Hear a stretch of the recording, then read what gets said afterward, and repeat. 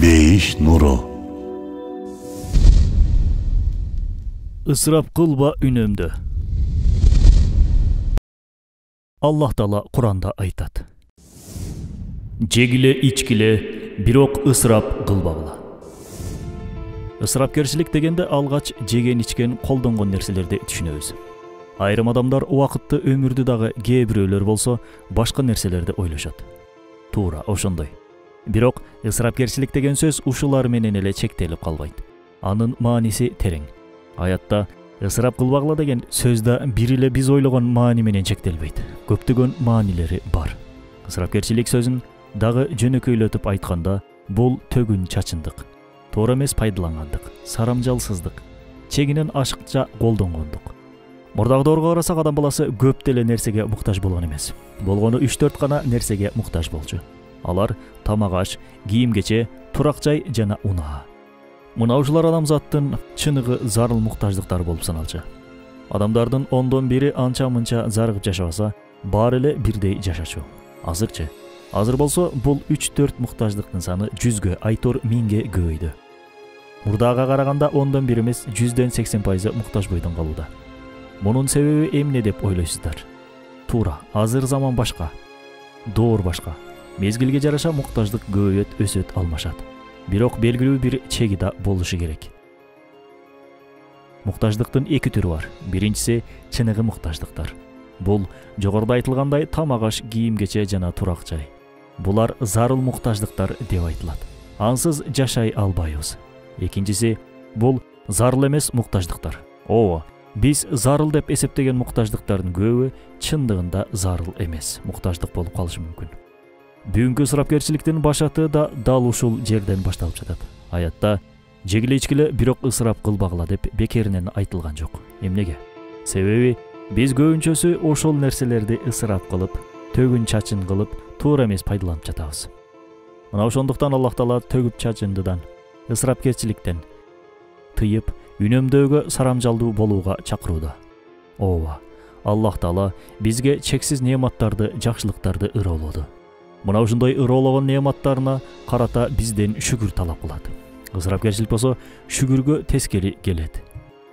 Ошол эле кезде берилген неаматтарды кемсинткендикке, барктабагандыкка жатат. Ал эми үнөмдөө болсо берилген жакшылыктарды урматтоо, аларды барктоо болуп эсептелет. Үнөмдөөгө келсек, анын көп пайдалары бар. Берекеге себеп болот. Ден соолукту чактап тамактанууга үйрөтөт. Чың айт. Руханий тилемчи болуудан куткарат. Адамдын ызаттуулугун сактайт. Анан бизге кээде сыртынан барксыз болуп көрүнгөн неаматтардын баркын сезүүгө чоң түрткү болот. Ал эми ысырапкерчилик болсо көп зыяндарды алып келет. Санап бүтүрө албайбыз. Жогоруда айтканыбыздай муктаждыктын тагыраагы ырыскынын эки түрү бар. Биринчиси чыныгы, экинчиси өтмө, чыныгы эмес, мажази. Аллах Таала дагы бир аятта мынтип айтат.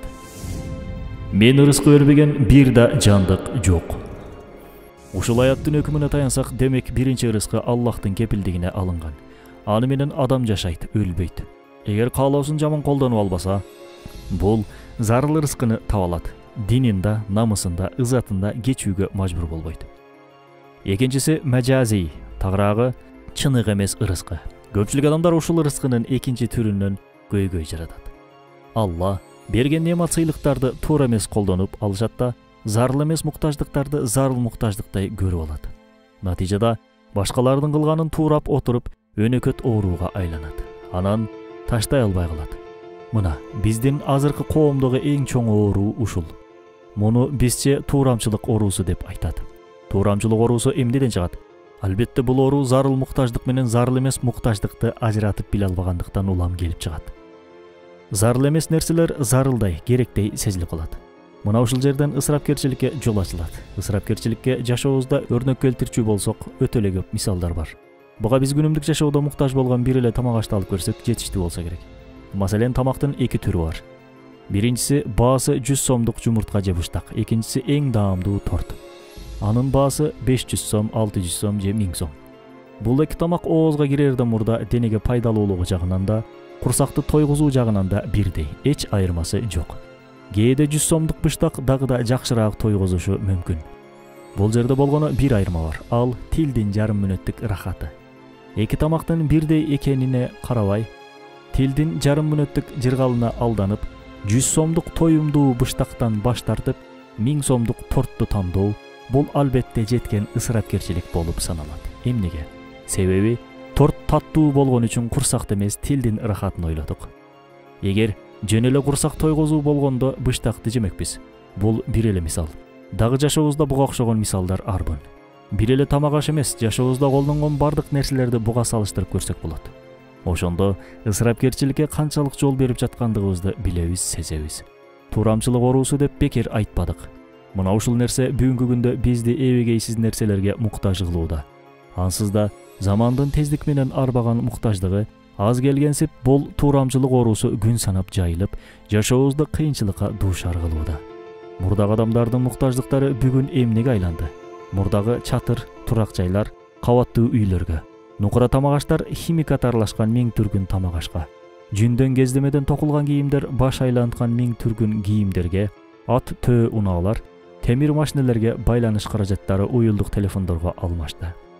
Мейли, буларды замандын талабына ылайык негизги муктаждык деп коелу. Бирок мындан башка дагы канчасы бар. Аны санапта, ченепта бүтүрө албайбыз. Аллах Таала бул дүйнөгө атайын мыйзамдарды коюп койгон. Мына ошолордун бири үнөмчүлдүк, сарамжалдык. Эгер биз адам баласы Аллахтын ысырап кылбагыла деген мыйзамына ылайык аракет кылбасак, анда чоң кыйроого жол ачабыз. Чоң көйгөйлөрдү жаратабыз, башыбызга бүтпөс түйшүктөрдү алып келебиз. Эмнеге? Себеби бул дүйнөдө бардык нерсенин ченеми бар. Бардык нерсенин өлчөмү бар. Биз колдонуп жаткан эч бир нерсе түбөлүктүү эмес. Баары соңунда түгөйт, бүтөт. Ошондуктан ар бир нерсени орду менен пайдаланууга, колдонууга милдеттүүбүз. Антпесек, Аллахтын мыйзамына тескери аракет кылган болобуз. Тескери аракеттин акыбети эч качан жакшылыкка алып келбейт. Акыр аягында анын сөзсүз убал сообун, жазасын тартабыз.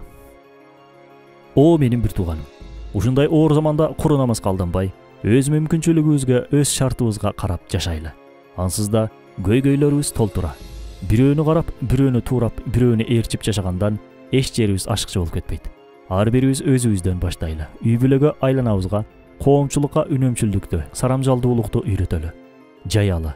Ошондо чечилбеген муктаждыктарыбыз чечилет. Жашообузду кыйындаштырган көйгөйлөрүбүз жоюлат. Жакшы, бейпил жашоо келет. Ролик Рисале Нур аттуу Курандын тафсиринин маанисинен алынды. Бейиш нуру.